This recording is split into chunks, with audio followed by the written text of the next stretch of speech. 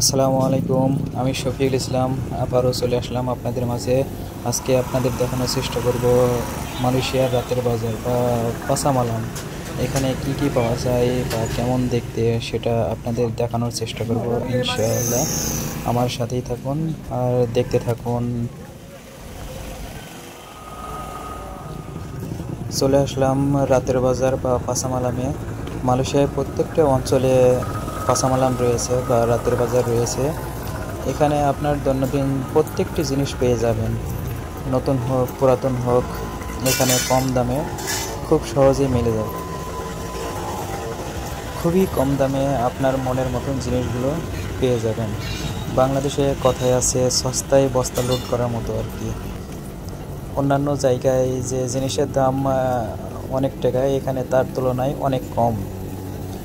এখানে জামা কাপড় শুরু করে ফল, ফ্রুট সব কিছুই পেয়ে যাবেন। সেকেন্ড হ্যান্ড শার্ট, প্যান্ট, জুতা, সেফটি শু।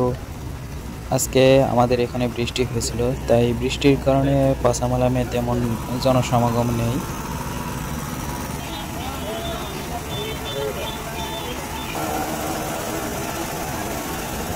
পাসামালামের সব দোকানগুলোর মধ্যে যে দোকানগুলিতে লোক সমাগম অনেক বেশি হয় সেটি হলো খাবারের দোকানে। খাবারের দোকানে সিরিয়াল নিয়ে খাবার নিতে হয়।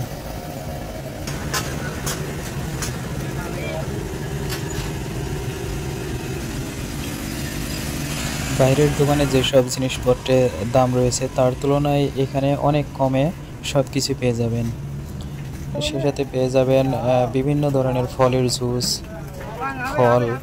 অন্যান্য দোকানের থেকে পাসামালামে ফলের দাম তুলনামূলক অনেক কম। পাসামালামে মালয়েশিয়ান নাগরিক, ফরেনার সবাই এখানে চলে আসে পাসামালামে ঘুরতে অথবা জিনিসপত্র কিনতে। কেউ কেউ চলে আসে মেয়ে দেখতে। যাই হোক, আপনি যদি মালয়েশিয়ায় অবস্থান করে থাকেন অবশ্যই আপনার আশেপাশে দেখবেন রাতের বাজার বা পাসামালাম রয়েছে, সেখানে অবশ্যই যাবেন। সাধ্য অনুযায়ী যদি আপনার কোনো কেনাকাটা থাকে অবশ্যই কেনাকাটা করবেন, খাবার কিনবেন। এতে করে আপনার শরীর মন দুটোই ভালো থাকবে। এক কথায় মেলা দেখা হলো, কলা বিক্রি করাও হলো।